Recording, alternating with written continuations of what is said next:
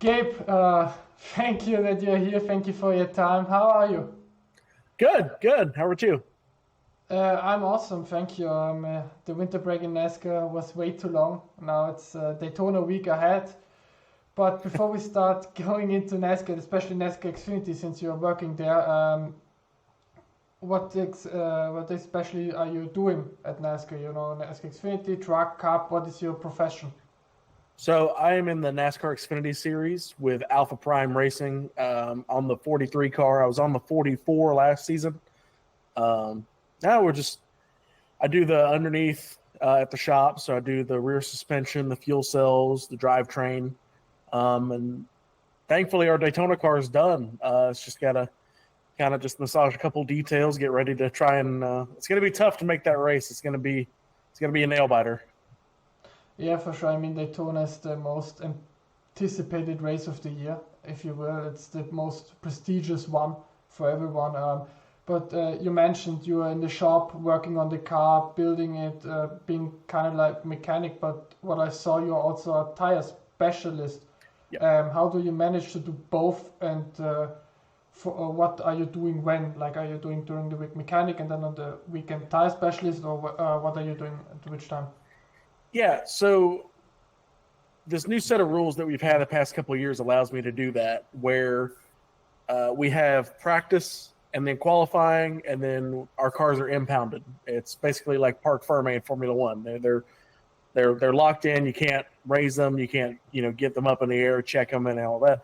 So I'm left alone to do tires. So I build the car at the shop, or I help build the car, and then at the racetrack, we get the car unloaded, and I basically go off by myself and get our tires ready and bring them back to the car. We go through tech, pass tech, hopefully the first time, and get our qualifying sets ready and get our race sets ready, and then we go practice or qualify, and then we go race. How much stress is it for you actually to go through a weekend like that? So the building of it's a little stressful just because you're always wondering, you knew you put it together right, but did you? And thankfully we dyno our cars every week. We use a chassis dyno, and that's able to massage anything that's wrong. And I have other people that check me, and I check other people, so it's kind of a checks and balances thing. Doing tires at the racetrack isn't really stressful at all. I've been doing it this is my 8th season doing this now, I think. I suck at math, but it's not too stressful anymore. It's honestly, once you're good at it, it's one of the easier jobs in the sport. It's just it takes a lot of concentration. That's for sure. But before we go more into the detail, let's rewind it and put it back a bit. It wasn't your first job or your first, how to say, way of life. You were actually college graduate, if I Yes. have that correctly, and you came from PR side, like PR for sponsor, public relations, basically, and then worked your way into NASCAR. So I had a weird start to my career. I was in ARCA, or I was in at UNOH, University of Northwestern Ohio, and they had an internship program while you were in school. So I would go to school Monday through Thursday, and then Friday through Saturday, I would travel to wherever the ARCA Menard series was racing that weekend and help. And I am a mechanic by trade. I'm a mechanic, and then I did pit crew stuff on the weekend as well. So I was a gas man. I still do that occasionally. And then when I graduated, that same team, they had a sponsor that hired me to do PR work. I'd gotten it was something I'd never done before, and it was fun. But the sponsor, kind of toward the end of it, ran out of money, and I stopped getting paid, and it was a real bad situation. Luckily, at the end of 2019, I was able to get a job at Dady Motorsports and move back into being a mechanic. So I only did the PR side of things for that 1 year. Do you miss it? No. I like dealing with race cars a lot more than I like dealing with people. I have to admit that I originally wanted to become a journalist, a motorsport journalist, but then after a year of doing it professionally, or at least getting paid for it, let's put it that way, I didn't want to go on anymore, and then switched over to wanting to become tire specialist, because I did 2 years in I did work 2 years in the European NASCAR series for German team, but was there more like cleaning the car and helping with tires. I did it with my crew chief, checking the wells, setting the pressures, etc.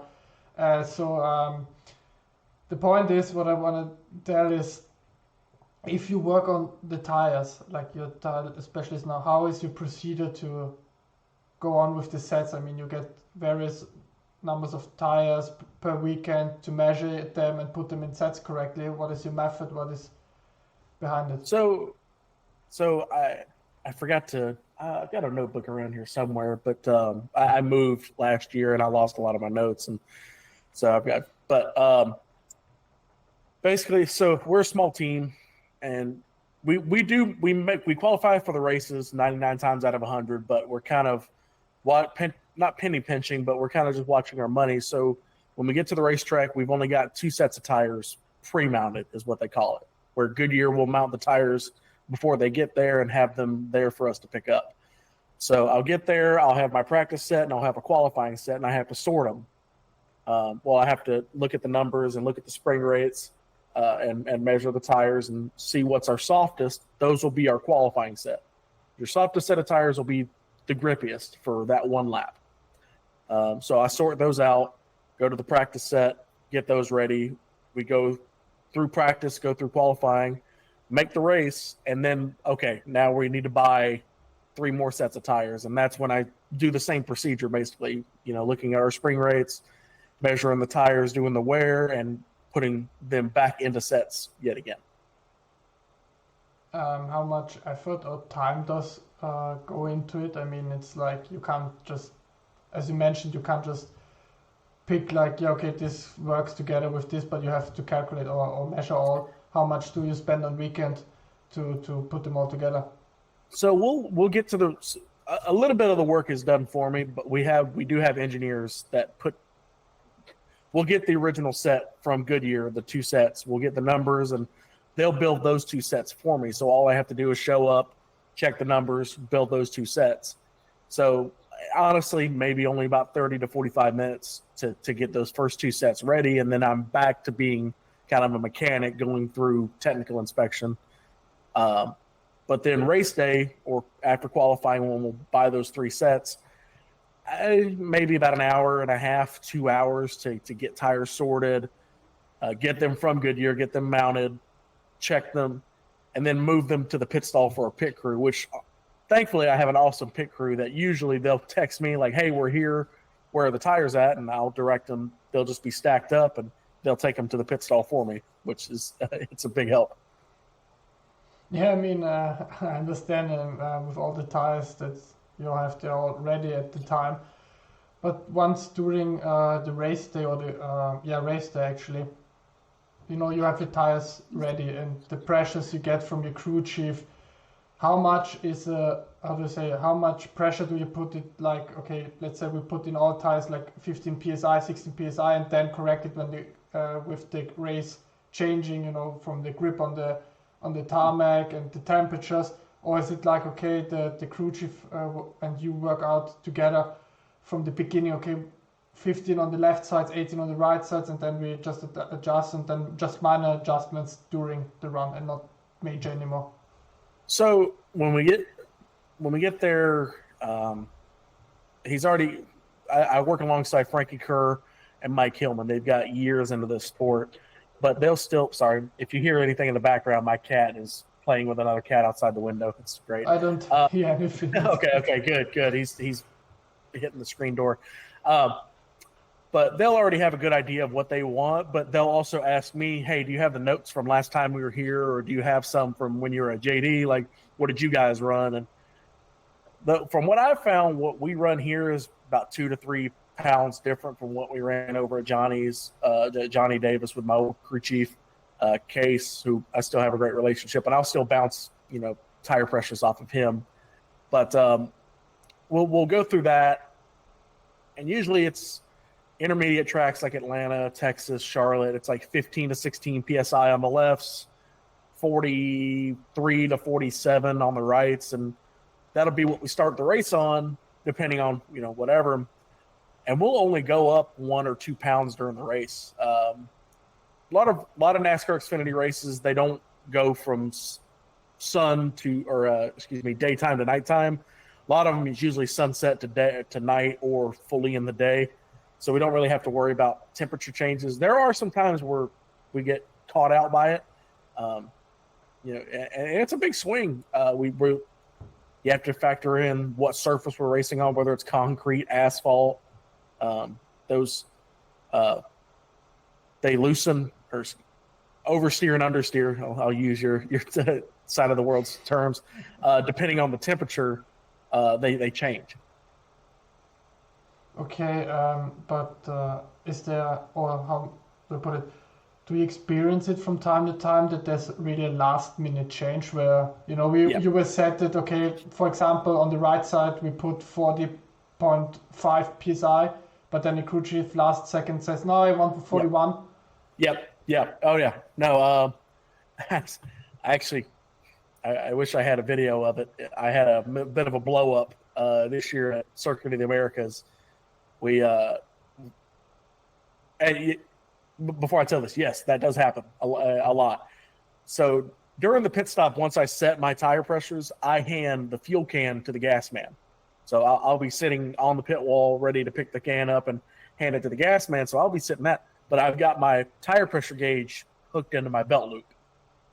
So I'm, I still have it with me. I'll either have it there or I'll have it sitting on the pit wall or something. And they'll look down at me and go, hey, take a half pound out of the right rear. Okay. And so I'll run over and unscrew the cap, and it'll be quick like that. Circuit of the Americas last year, as he's coming down pit road, Frank asked me to take a pound out of both rear tires. And the right rear is on the front because the tire carrier carries it around for the right side. And then the left rear is at the left rear of the car when it comes into the pit stall.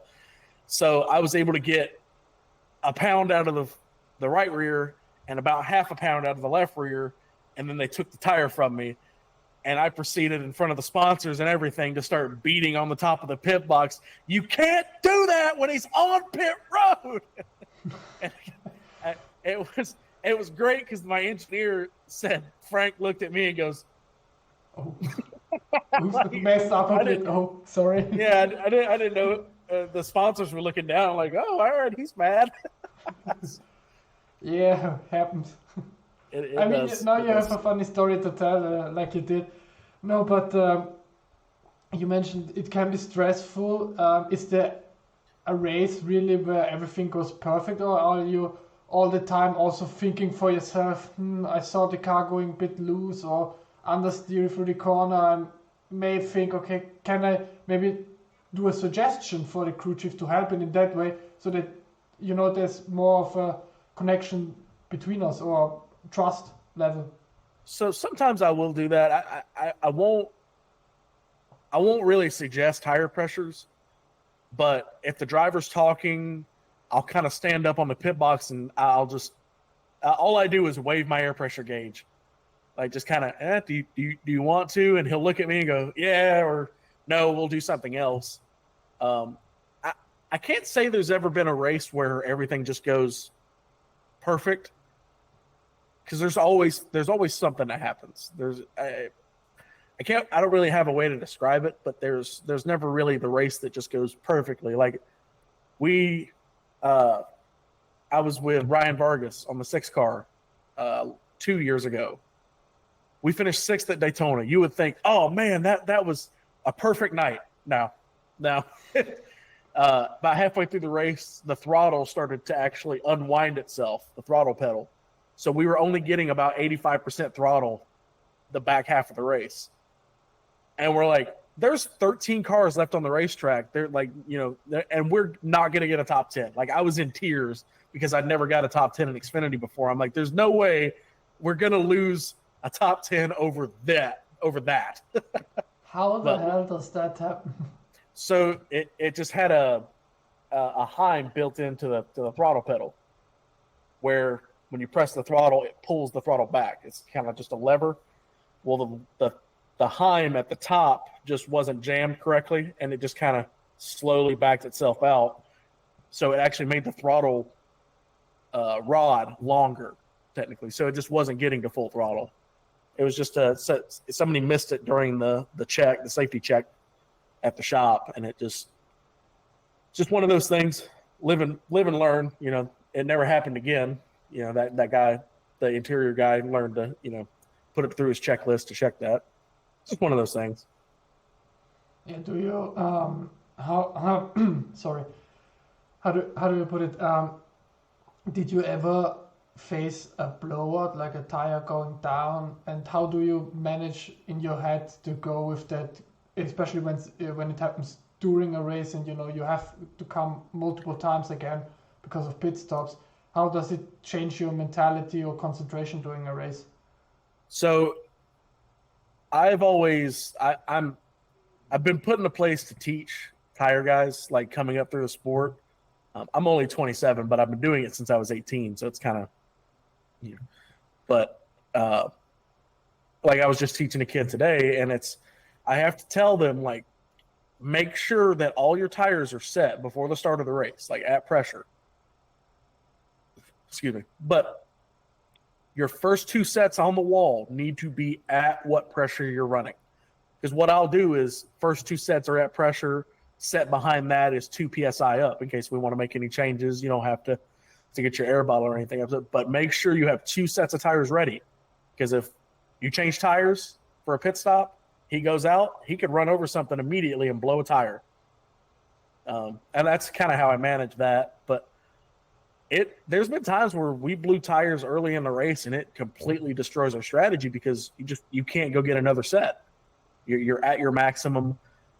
Sometimes NASCAR will allow you to replace tires, but it's under special circumstances. Like, hey, you know, we ran over a piece of debris on lap 2. Can we replace this tire? Like, get an extra in our allotment? But it doesn't happen very often. So it really just it changes the dynamic of how we do the whole race. We're basically on the back foot the entire time. So it's like how do I say it? The back against the wall, basically. Yeah. Then when you're in that situation, is it your stress level goes up because of the change dynamic and strategy you have to go through then, or is it like, okay, we just lost a set, it's bitter, but we know how good we are, we can grind and we can overcome that and still get a great night and result?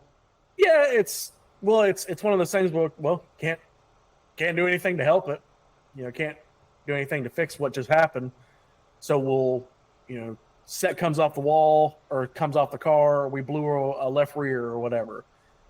All right, I've got 3 good tires here. Next set comes off the car. All right, I can build a decent set with this. Okay, I can move tires around because the left rear is really the least important. So I can move my worst tire there and put a good one on the left front. And okay, now we've got a set of 10-lap scuffed tires. And that'll be what we put on at the end of the race. It's just a thing where, all right, well, that happened. Now we got to work with it. You can't just kind of throw your hands up and go, well, we're screwed.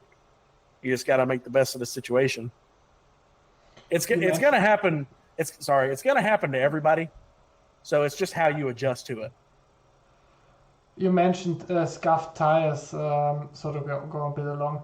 Scuffed tires, what are exactly, maybe for those who don't know what scuffed tires are, what are they? How do you work with them, or how do you proceed with them after they were used? Do you just go to Goodyear and say, yeah, here, trash bin, I don't care? Or do you, like you showed me once, check them for depth or still that what's remaining of it and stuff like that? So, and a lot of times, like this weekend at Daytona, our practice set, we will use it during the race. We're only going to run 6 or 7 laps. We're going to run one qualifying lap. Okay, nothing fell off, nothing leaks. All right, let's tape it up. Let's, you know, get full qualifying trim. We'll make another run. All right, let's try something else. You've got about 6 laps between in laps and out laps. Take that set. We're going to bolt on our qualifying set, go qualify. That set from practice, those are scuffed tires. Scuff is literally just, they are not brand new. They have been run, but they're not killed.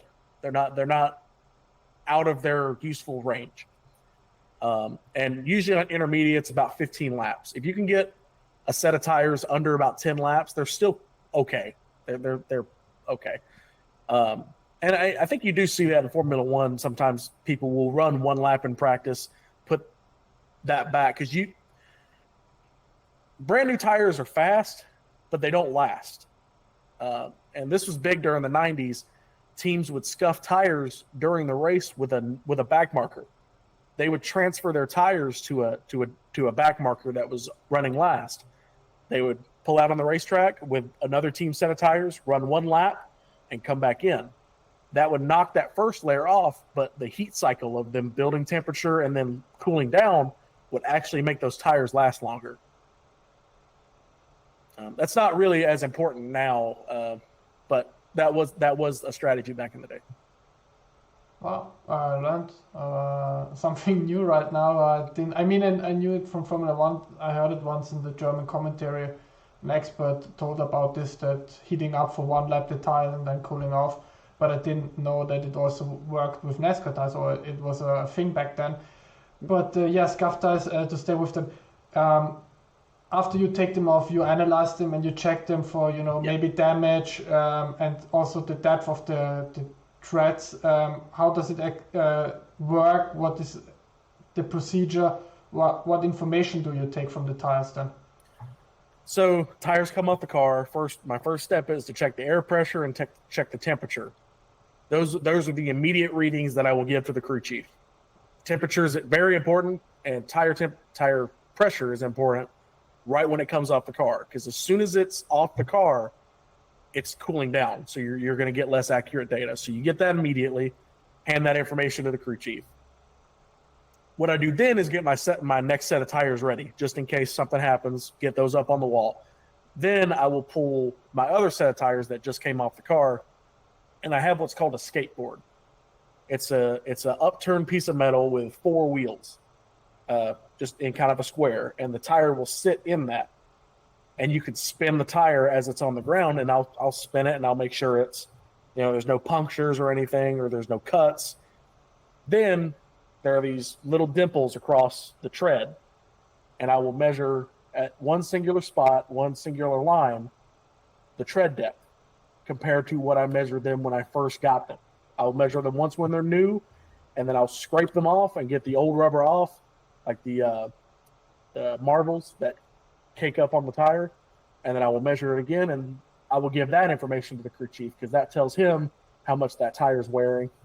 And like I said, if they're not too bad, we have what's called an oh crap or oh hell set, but it's oh scheiße. You know German. No, not a lot, but that you know. Yeah. But that set is just in case something happens. We go out on the racetrack, blow a tire. Hey, we've got this set of tires that are junk. Let's throw those back on. We'll get back on the racetrack, and then that helps not use that set of stickers. Set of sticker tires early in the race. But then I will give that information, the tread depths, to the crew chief, so he can see where it's wearing, and if there's too much air pressure in the tire, or if there's too much camber, which we could change, for the next week. Yeah, measuring that and going all through the information. Did you ever burn yourself touching the tire, or do you have? Oh yeah. Yeah. So I have ruined my hands. I'm not gonna say I don't have any feeling, but I don't wear gloves. People say I'm stupid, and I 90% sure I am, but I can't write like with a pen. I cannot write with gloves on. I've never been able to do it. It's uncomfortable. I don't know why, but so I'll bite the bullet. Tire comes off the car. It's 100 and something degrees, and I'll pick it up. And I've learned if I pick it up with the backside of my palms, it doesn't burn. So I pick it up like that and spin it.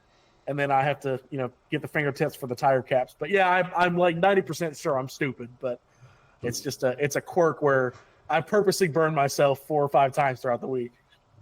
Let's put it like this: in Europe, if you would do this here, they wouldn't be happy with you. Would you? The security guys would come and ask you if you're out of your mind doing that. I've got a fun story about that when we're done. About security guys. Oh, okay. You can't tell it on record. It's today. No. I'm saying I can tell it on here. It happened last year. Okay.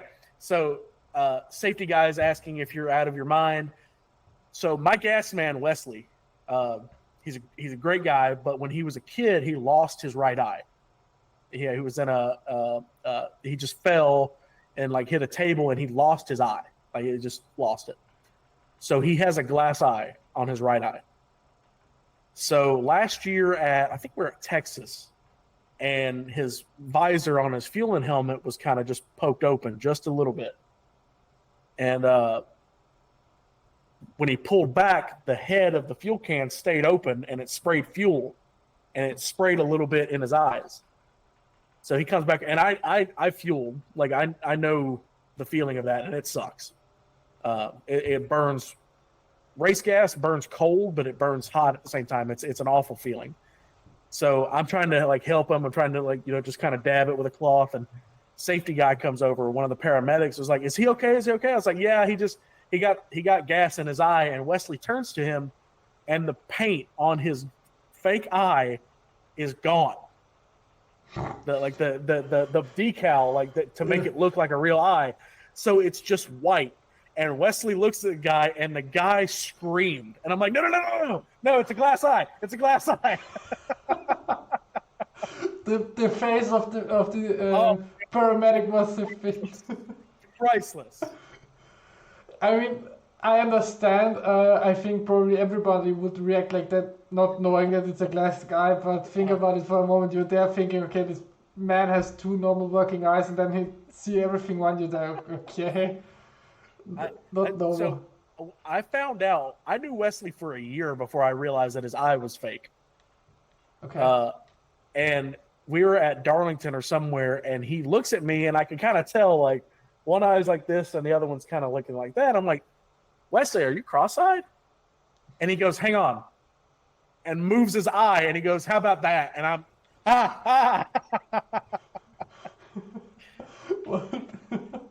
That was how I got introduced that my gas man had no depth perception and had one eye.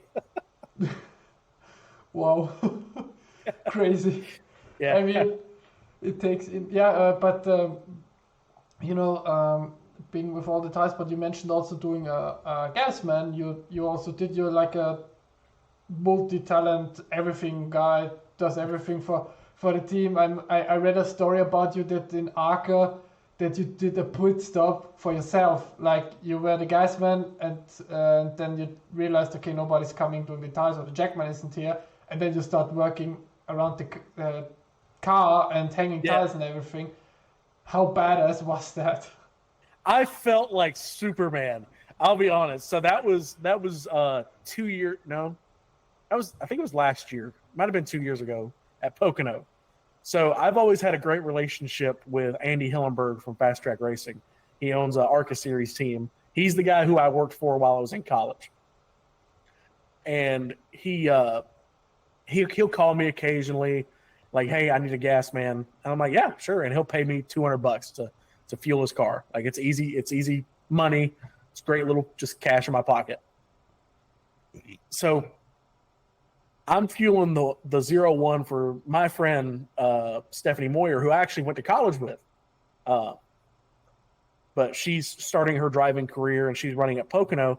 Well, the team car in front of us fell out of the race. So the tire carrier on our car is also the mechanic on that car. So he ran to try and get that car running. Well, hell, we got a pit. And I look at Big Chief Mike Sralf, who was the crew chief on that car, and I'm like, "Do you want me to?" He goes, "Go." So I because in ARCA you can't fuel and change tires at the same time. So I run over the wall and I come up behind the kid because the young, it's another college kid. Basically, the whole pit crew was just UNOH college kids. So this tire changer carries his own tire. So I run up behind him and I go, I got it. Step back. And I stud the tire on the car. And as I'm running around and carry his used tire, I hear him go, thanks. And then I ran back around. Oh yeah, no, I jacked. I'm sorry, I forgot. Yeah, I grabbed the jack off the wall because the kid was our jack man. I forgot about that part. Grabs the jack. I run around. I one pump the jack because the one pump jacks in NASCAR, you have to get it down to get it up in the air. Like there's videos of people like hanging on them because they can't get the car up in the air. But yeah, then I studded the tire and then I ran around to fuel it. And Mike looks at me and high fives me. He goes, "You're an idiot." You know that? I was like, "Yeah, that was more fun than I've ever had." Imagine, I mean, everybody watching you doing the show of your time, lifetime. Was it, how to put it, in your mind doing it one day? Like, apart from doing gasman, but also doing tire carrier, jackman, was it something for you would try? Or is it like, okay, no, I like where I am, I'm happy with it? So I've never, I'm quite a big individual. I'm quite portly. So gasman is really my niche. But when I was in college, I did carry tires. So that was where I learned how to do that. And then I don't think I'd ever jacked a car during a race before that. So that was kind of fun. It was just kind of like, all right, because I've done it at the shop, just kind of goofing around or whatever. But I was like, all right, we'll try it. I mean, if it works in a shop, it's just another. Yeah. Apart from everybody's watching, you can't mess up. If you mess up, everybody saw it. No, it's a great story actually, because I think it's how do you put it? Is it a way you're proud of, but is it something also you how to put it, keep with you as a story you would like to share also for the younger ones? Don't be afraid to do things you're not used to. Like, okay, yeah. I was pushed in the water, basically in the cold freezing water, doing on the racetrack. Never did it before, but I did it just of the t-shirt. I can't get it up. But that's what I was used in the shop. Is it like a message, would you say, for the younger ones who are afraid maybe for something? I mean, I didn't think so at the time, but yeah, I mean, it's one of those things. Don't go doing stuff that you just don't know how to do. That's not the one because you can get yourself hurt or mess something up on the car. And I deal with that sometimes with the young kids in the shop. I'll go to take the left rear caliper off the car because we're trying to check the hubs. Like we came back from the dyno and we had a bit of a vibration, so I was checking the left rear hub.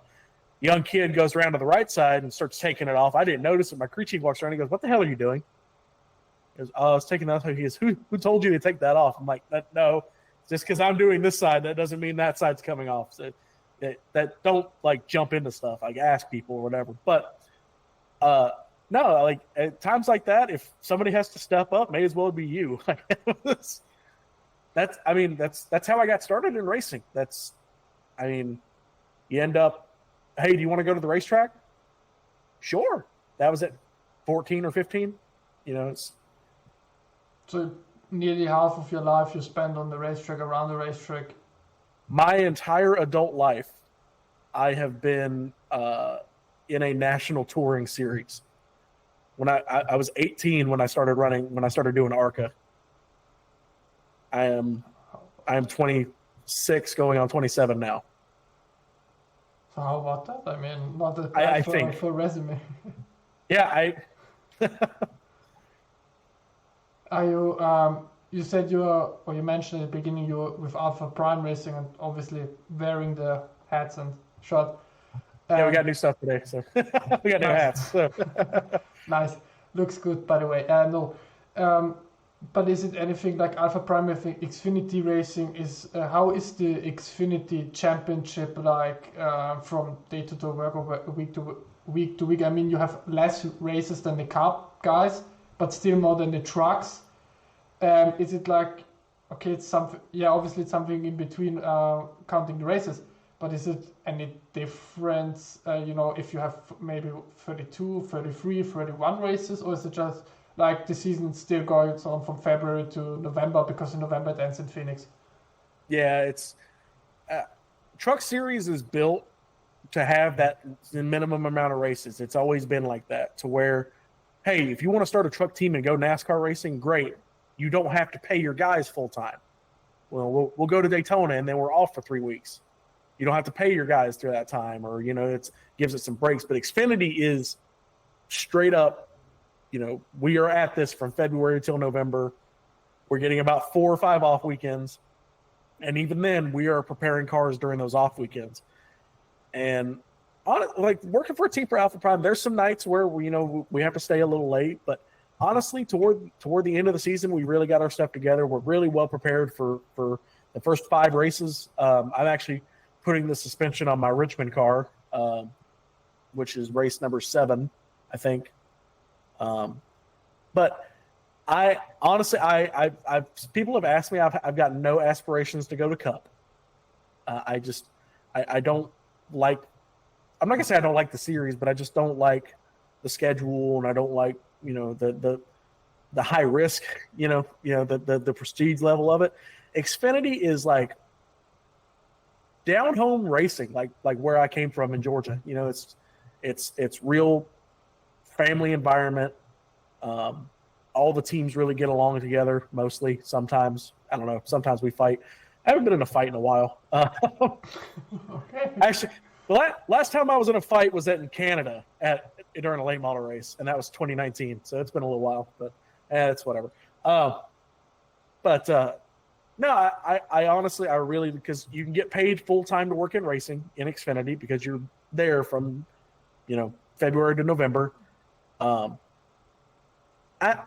don't know, and all the officials work in Xfinity and basically exclusive in Xfinity. There's a couple of lead overs, but I don't know. It's just a really, really fun environment to work in. So you would, as you mentioned, you don't want to go to Cup Series, but or you're not, how to say that, in the next couple of years you don't think about it. But was there ever like a cold call or like somebody from the Cup Series saying, hey, we noticed you, we might need a hand on our Cup car because our guy is ill or just doesn't make the race? So that did happen. The 44 NY Racing, John Cohen, Greg Biffle drove for him a couple times. Yeah. I got the call to go do that car in Atlanta in 2021, maybe. Might have been 22. No, it was 22 because it was the first year of the next gen car.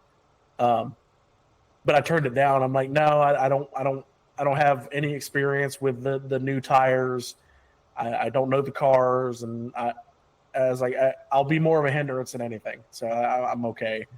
I don't know. I got a call I got a text. Venerini, the ARCA team, was asking for a 5th tire guy.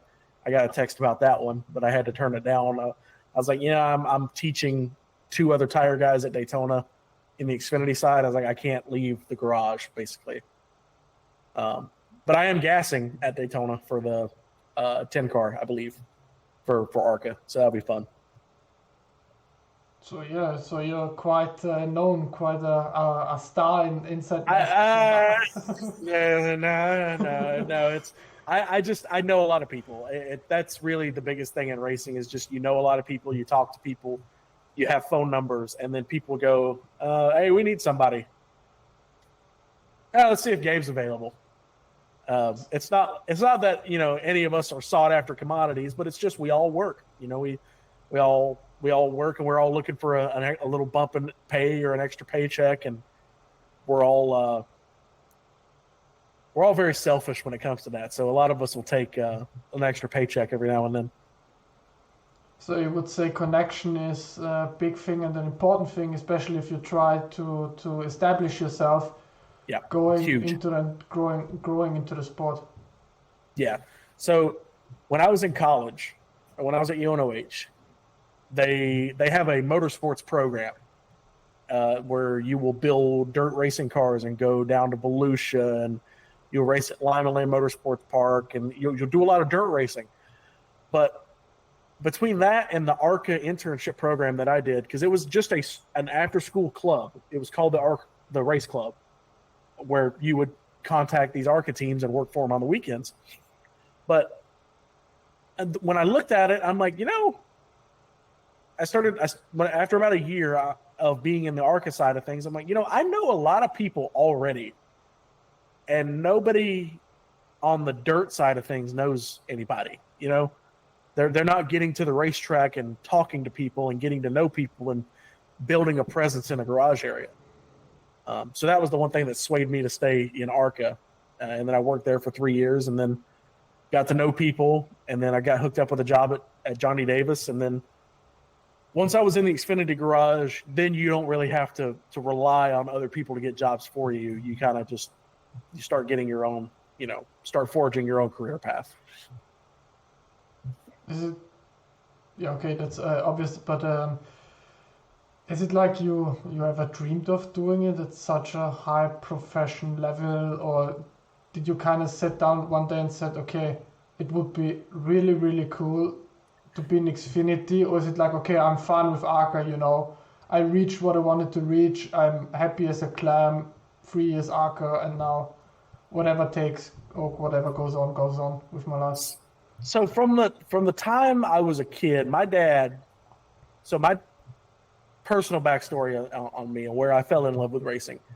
My dad, every year, I had really bad health problems and around the month of February, and I had to go to the doctor's office every February because my dad would check me out of school and take me out, and me and him would go down to Daytona for speed weeks every year from 2008 to like 2011.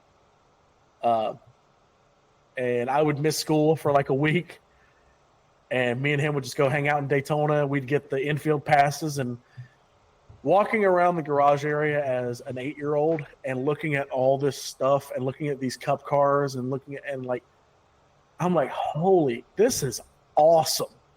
And I didn't know, I never worked on cars as a kid. And when I got into high school, I got into my high school's automotive program.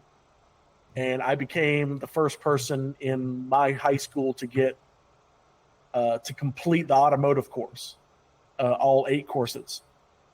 Okay. Which basically means you had to average 2 courses, every semester to complete it. I graduated with a couple of junior automotive certificates that they don't really mean anything, but I graduated with a couple of them and started looking for colleges. And UNOH popped up. They had a seminar. And I'm like, man, working on race cars sounds pretty cool. I'd worked in racing, on my buddies' oval track cars, dirt racing cars, and I had driven them a couple times. Just kind of, hey, can I drive? Yeah, sure, whatever. So I was in love with it, but I didn't know what the hell I wanted to do. And the ARCA series fell into my lap, literally my 3rd day at college. Because a guy that I had met online that was going to school, because the school as like a warm-up would introduce you to people that were in the same major as you to kind of, so you would already have a couple of friendships going into it. And he was like, hey, I'm doing this ARCA club deal. I'm like, the hell's ARCA club? And he explained it. I'm like, yeah, that sounds cool. So me and him ended up being on the same team together that first year in ARCA. So after that, I'm like, my first day in ARCA, they set me as the tire guy. They taught me how to do tires, and I'm like, well, looking back now, that was it. I'm done. There's my career.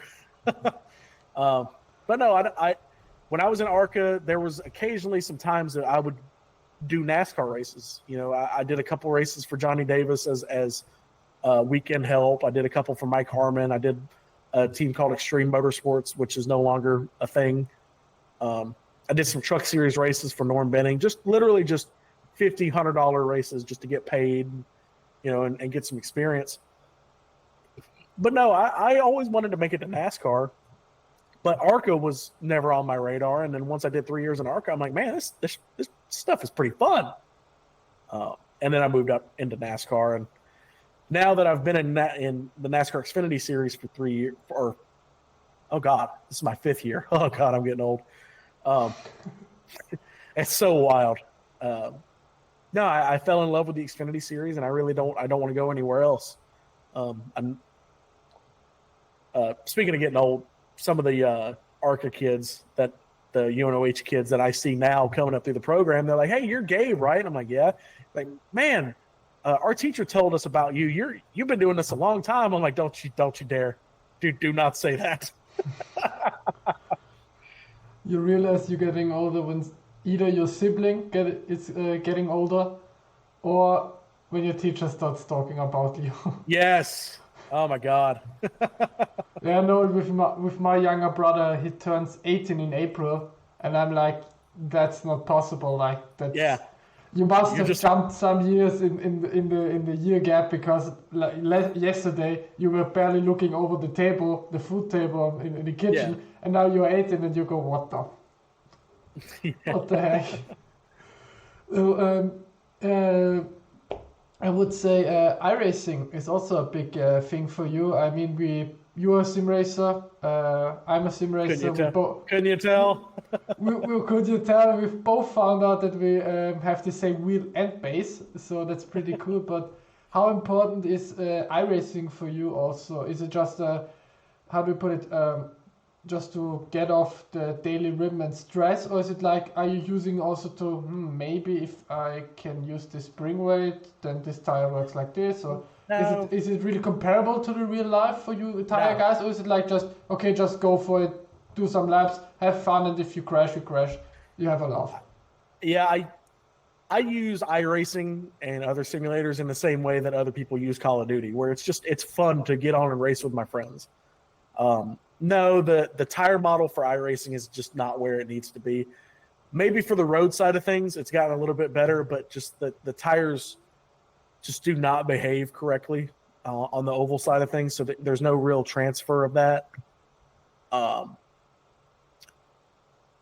No, but back to that. No, I use it for a lot of fun, and I've gotten okay at it. I'm actually waiting for a trophy to get here for my first online championship, which is pretty fun. I've been doing it for a while, and I was finally able to win a championship. But no, I've used it to meet a lot of great guys in the sport. You know, Colin Fern, Ryan Vargas, who I was already teammates with, but me and him race all the time.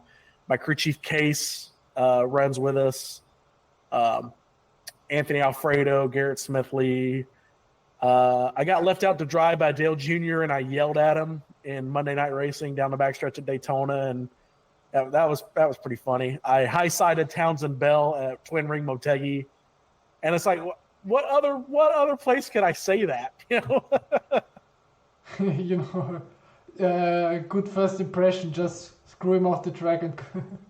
Yeah, well, so and it's like guys who I wouldn't have. Oh, excuse me. I would have never met just working in racing. James Davidson, I'm pretty good friends with him. Stephen Wilson, Justin Wilson's younger brother. He, myself, Vargas, and Case were on the same race team, basically, on iRacing, having fun in our Monday Night League. But it was so funny because it's like this dude's just, you know, his brother was a superstar and this guy's trying to follow in his footsteps, and he's an Indy 500 competitor, and it's like he's just a dude. It's awesome.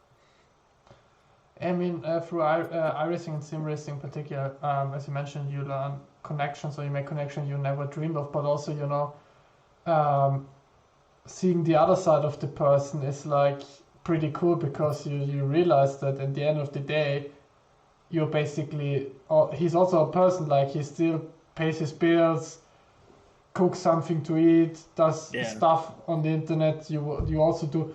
So like, that's pretty cool, but yeah, with a high note and a cool ending, I would say we say that's it with the interview, because we're already 50 minutes. No, actually I've got one more question. Since you speak German for one word, and exactly one word, have you ever been to Germany, and have you ever known the German Autobahn? Ever drove on? So no, but Vargas drove on the Autobahn and told me about it. No, so where I learned that one German word is I watched a lot of British television growing up for some reason, and one of those shows was Top Gear, British Top Gear. The best ever. Yes. Yes. But no, and then I started kind of getting interested in German because of Sabine Schmidt, the Queen of the Ring. She was awesome. And then, you know, the episodes they did with the Germans, and, you know, it was a lot. It was fun to see that different culture. And those three were just like, it's just three dudes having the most fun. But no, that's where I just learned, you know, I think it was James May said, you know, Scheisse. But, you know, it's just, I could probably, if I wasn't in an interview style, I could probably drum up a couple of more German words, but, yeah, I've got one. No. I just thought of one. No. No. Somebody called me a Gewegpanzer. A what? They said a Gewegpanzer. A sidewalk tank, a fat guy. So, and that might be a bad translation. Panzer. Yeah. There you go. Yeah. Somebody called me that. Then I looked up what it meant. And I'm like, oh, okay. Well, that's hurtful. All right, thanks. That's not a nice word, yeah. But it's funny as hell. I love that. You know. Yeah, but really, I think we draw the line. It was nice time we had together. Cheers, love, and everything. Thank you very, very much for all your in-depth information and giving us an insight into your job, your daily business, what it's like to be a tire specialist, a tire guy. Yeah, Gabe, again, thank you very much, and good luck in Daytona. Have fun, and all the best for you and the crew. No? Thank you very much. Thank you for adjusting your time, that you're awake to accommodate me. So this has been a lot of fun.